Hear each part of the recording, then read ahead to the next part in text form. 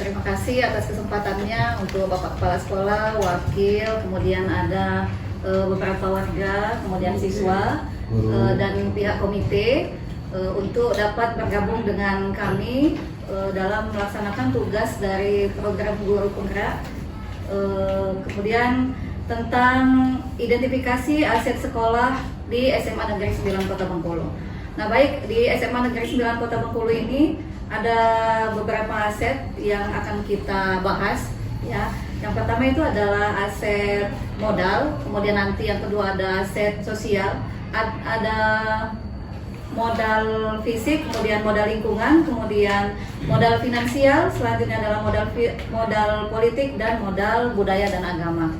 Nah, baik, mungkin Bapak dan Ibu serta anak-anak sekalian, untuk di modal manusia, kalau di sekolah kita ini Pak, kira-kira apa yang termasuk dalam modal manusia yang terkait di SMA 9 Kota Bengkulu ini Pak? Terima kasih. Assalamualaikum warahmatullahi wabarakatuh. Waalaikumsalam.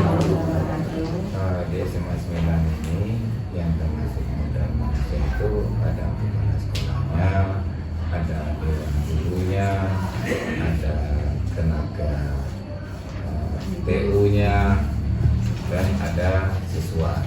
Itulah itu sementara. Kalau untuk orang tua murid Pak, bisa juga mungkin? Bisa, karena tanpa bantuan dari orang tua murid, sekolah juga susah untuk bergerak untuk berjalan dengan sebaiknya. Jadi artinya dukungan dari orang tua itu sangat besar untuk kemajuan daripada sekolah. Oke, selanjutnya mungkin dari pengawas mungkin bisa juga pengawas kita bisa Pak ya. juga. Kemudian karena kita di sini ada Artinya ada kerjasamanya dari dinas, seorang dinas, dan biasanya melalui pengawas. Jadi pembinaan dari dinas itu biasanya itu dari pengawas, ya, pengawas pembina, pengawas mata pelajaran, itu mungkin itu. selanjutnya mungkin dari warga sekitar Pak, mungkin dewan komite atau bisa jadi ya Pak, masukkan ke dalam aset atau modal manusia tadi ya Pak ya. Biasanya dewan komite itu itulah termasuk dari orang tua tadi. Oh iya. Jadi ya orang tua tadi itu kan ya. artinya ada itulah namanya, kalau dulu namanya komite.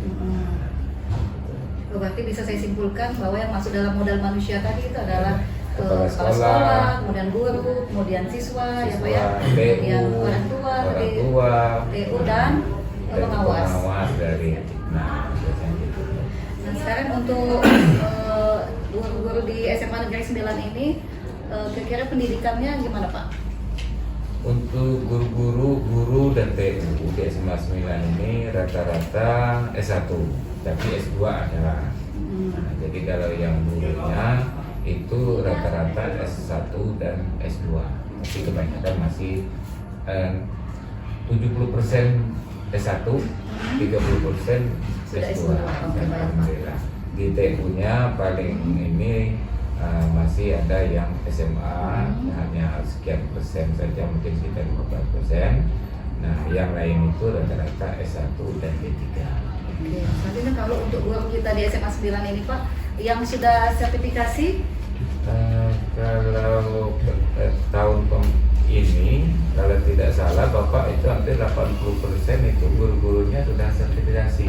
Nah ya, tahun ini ada yang lulus sertifikasi, kalau tidak salah ada 3 orang apa itu, kalau tidak salah Bapak tidak salah, artinya sudah naik lagi ini kan, artinya sudah 3 orang lagi yang guru sejarah, kalau tidak salah guru ekonomi apa itu yang sertifikasi, tapi untuk pencairannya belum, tapi baru sudah lulus. Jadi ya sudah 80% guru-guru kita sudah sertifikasi. Ya, kalau yang ini Pak, kalau yang sudah mengikuti program dari pemerintah untuk guru penggerak itu ada berapa Pak? Mungkin yang fasil bisa dibantu Ibu? Iya, kalau di SMA kita ini, kalau yang sudah guru penggerak itu udah 2. 2. Bahkan 1 sudah fasilitator.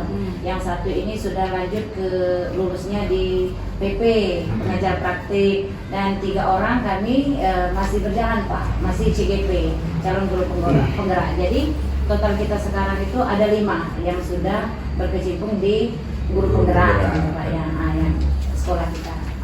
Oke baik, kalau ada yang bisa menambah mungkin Bapak dari kurikulum, bidang kurikulum. Tadi Bapak Kepala Sekolah sudah menjelaskan bahwasanya kalau modal manusia itu dari segi Kepala Sekolah, guru dan TU dan tenaga pendidik ya Pak. Bisa ditambahi Pak untuk ke bagian kesiswaannya? Yang bagian kesiswaan modal manusia ini. Iya Pak, modal manusia untuk siswa. Ya, selain ya guru, ada TU, ada wali murid, modal kita adalah siswa. Ya karena ini sekolah gitu. Rasa gitu. Ya. Untuk total siswa kita di SMA 9 Pak?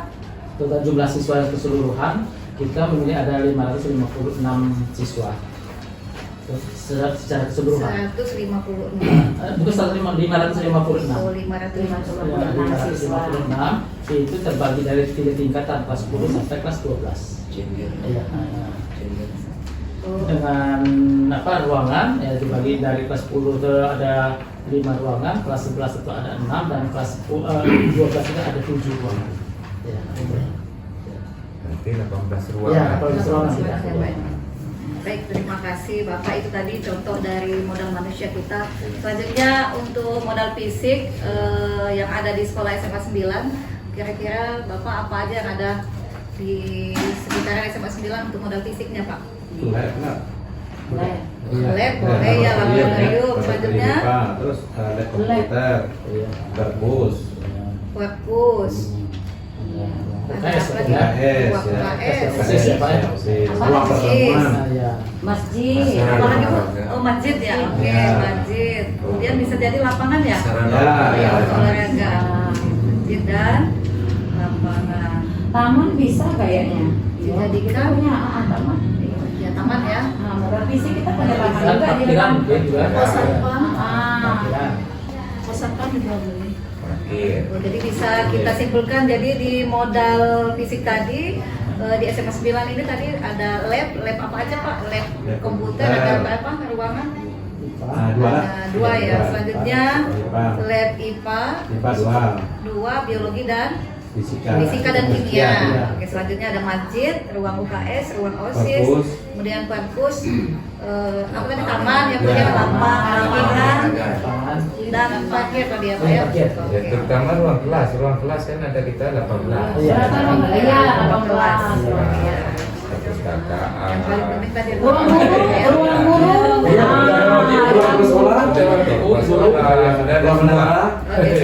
Kalau masalah fisiknya sudah dianggap lengkap. Iya. Tapi memang masih ada kekurangannya. Cocok akreditasi A. Ya. Ya, roket TU ada Iya. semua kita. Ruang pertemuan ada juga. Pertemuan juga ada ya. Ya. Mantap. Sudah mantap sekali Ya. ya. Mas Bilar. Baik, untuk selanjutnya bisa dilanjutkan dengan Ibu Indrawati. Terima kasih Bu Rita atas kesempatannya. Baik Bapak Ibu semua, anak-anak Ibu semua yang hadir. Kita lanjut, tadi udah dibahas oleh Bu Rita. Kita ada beberapa aset yang kita miliki di SMA 9 ini.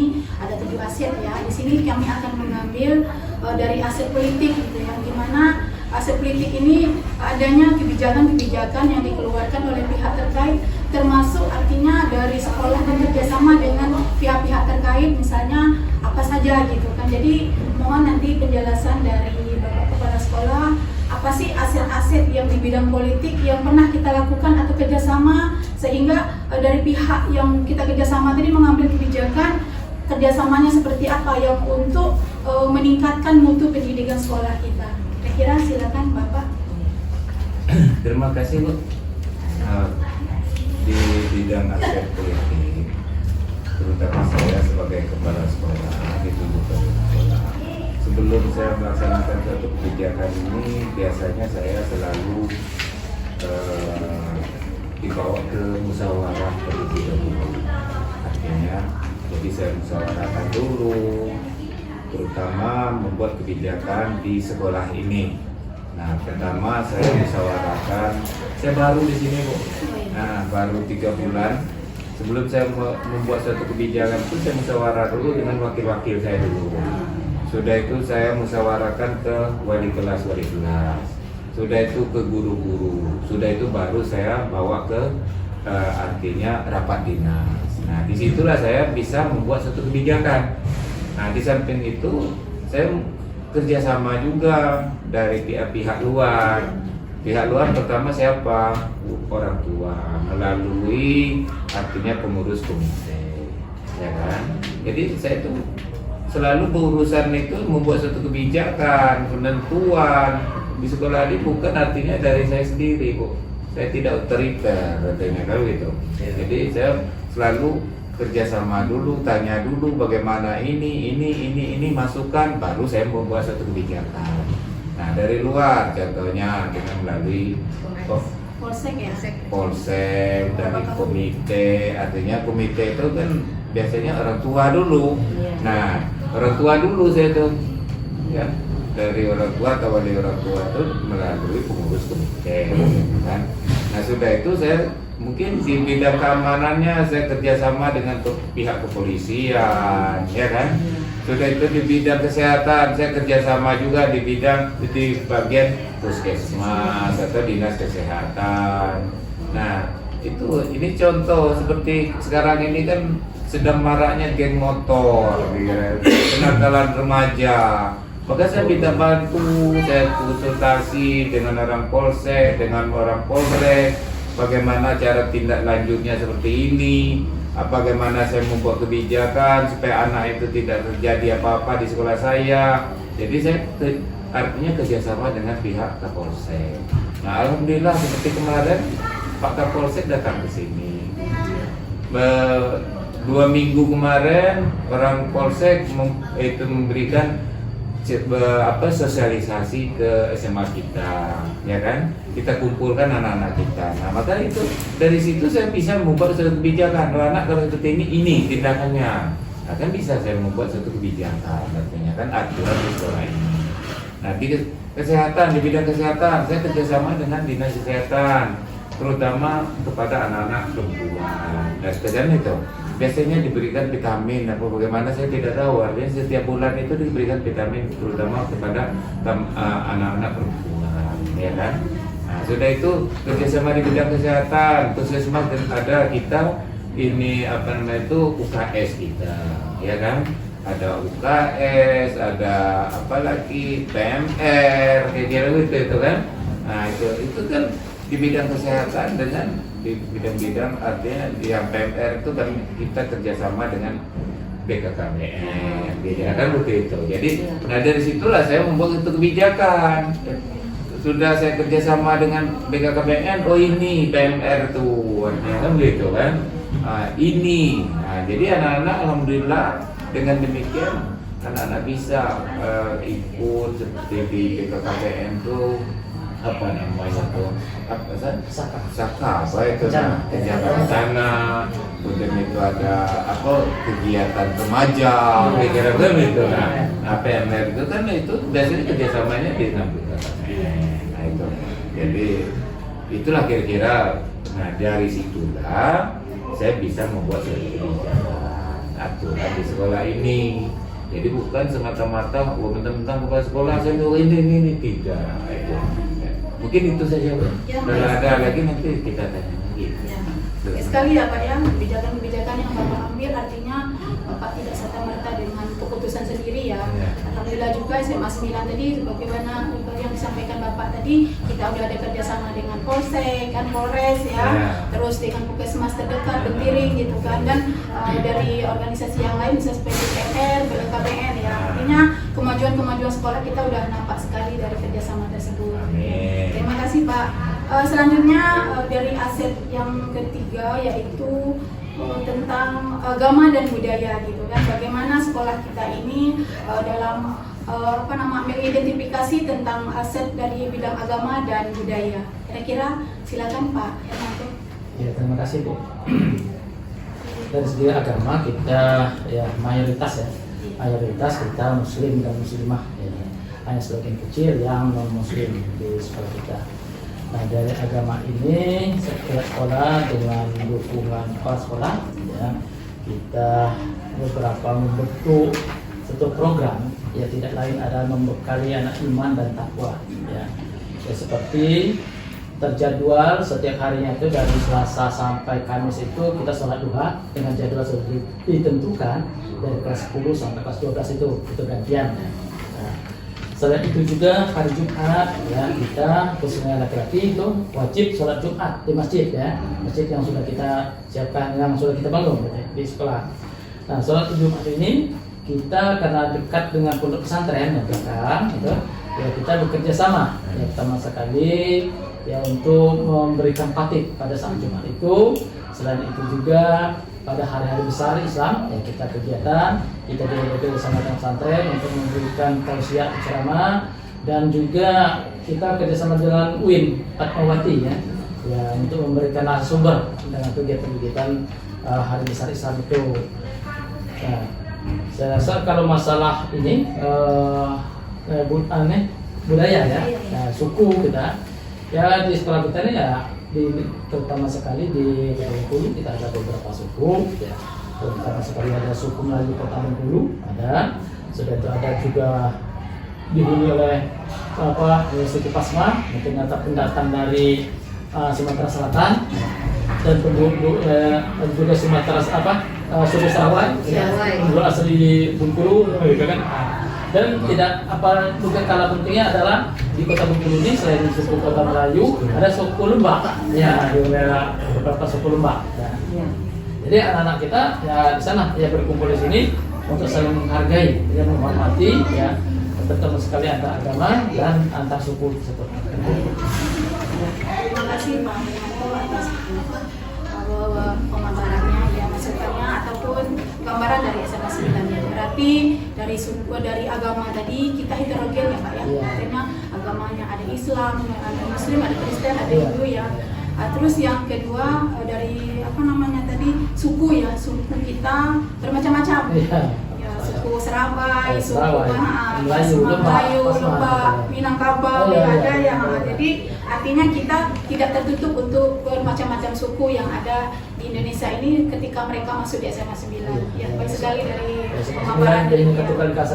Iya, Bhinneka Tunggal Ika ya Pak ya. Oke, terima kasih Pak Hermanto atas pemaparannya. Selanjutnya saya minta dari salah satu anak kita, bagaimana nak kira-kira tadi kan Ibu mengatakan ada dari bidang agama dan budaya. Kira-kira bagaimana partisipasi siswa-siswi SMA 9 ketika kita kan di Bengkulu ini kan setiap 1 tahun itu kan ada perayaan Pesta Tabot kan. Bagaimana partisipasi dari siswa-siswi SMA 9 ketika kegiatan Pesta Tabot itu sendiri? Mungkin ada yang bisa jawab? Kami ya sebagai siswa-siswi SMA Negeri 9 Bengkulu, kami berpartisipasi dalam Festival Tabot dengan penampilan tarian ini waktu Festival Tabot tersebut. Ya, itu ya Nak. Alhamdulillah. Jadi tampil ya ketika Pesta Tabot itu siswa-siswi SMA 9 berpartisipasi ya, ikut terlibat dalam kegiatan Tabot. Artinya kita mulai belajar bagaimana membudayakan Tabot itu di mancanegara ataupun di Nusantara kita sendiri, khususnya di Bengkulu gitu kan. Baik, terima kasih anak-anak Ibu yang sudah berpartisipasi. Tingkatkan lagi ya Nak ya, semangat belajarnya, semangat kreasinya juga. Alhamdulillah, terima kasih. Kita lanjut ke aset finansial Bapak Ibu ya. Kalau kita soroti kira-kira pendanaan sekolah ini kita dari mana saja gitu. Pendanaan sekolah kita ini yang bisa kita ambil gitu, yang bisa kita gunakan untuk operasional sekolah gitu ya. Kira-kira apa saja Bapak Ibu ya? Kira-kira apa? Ya, setahu saya, terima kasih Bu Win. Setahu saya di sekolah kita ini bendahara BOS, itu komite, terus kantin. Dari dana BOS ya Pak ya, dana BOS, kemudian kantin komite itu berupa sewa tempat, pajak lah, pajak kantin gitu Pak ya. Oke, bagaimana kalau misalnya pendanaan dana BOS ini Pak, bisa Pak minta penjelasannya sedikit kepada kepala sekolah ya, untuk kegiatan apa saja, operasional yang seperti apa dana BOS itu digunakan gitu. Terima kasih. Masalah pendanaan di sekolah kita ini sekolah lain. Pertama, pendanaan dari dana BOS. Karena kekurangan dari dana BOS, maka kita minta bantu, artinya bantuan daripada orang tua, artinya sumbangan dari orang tua. Kalau dulu namanya komite. Nah, di SMA 9 ini alhamdulillah ada juga tambahan, artinya untuk pendanaan sekolah itu untuk kegiatan-kegiatan, artinya dari dana apa tadi Pak Sani? Dari kantin. Sewa tempat.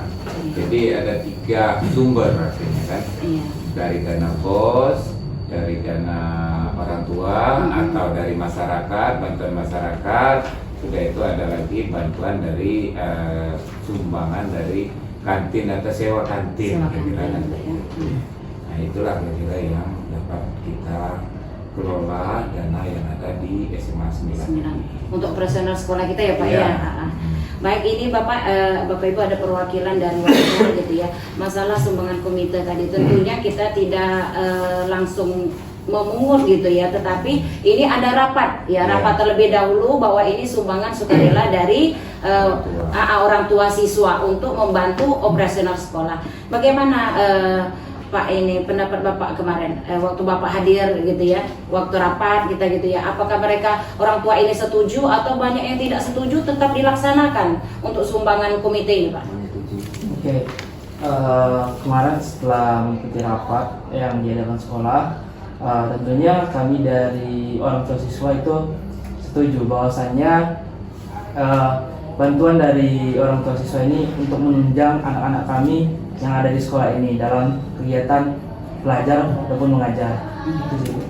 Baik, terima kasih. Berarti sudah ini Pak ya, jadi tidak ada masalah. Jadi sumber dana kita ini memang ada 3 seperti penjelasan tadi Pak ya, ada dana BOS, ada dana komite, dan pajak kantin. Tentu pajak kantin juga ini tidak serta-merta kita meminta Pak ya, ada persetujuan dari pihak yang mengelola gitu Pak ya. Baik, terima kasih Bapak Ibu ya sudah hadir di sini. Kita sudah berdiskusi dalam mengidentifikasi aset yang ada di sekolah kita.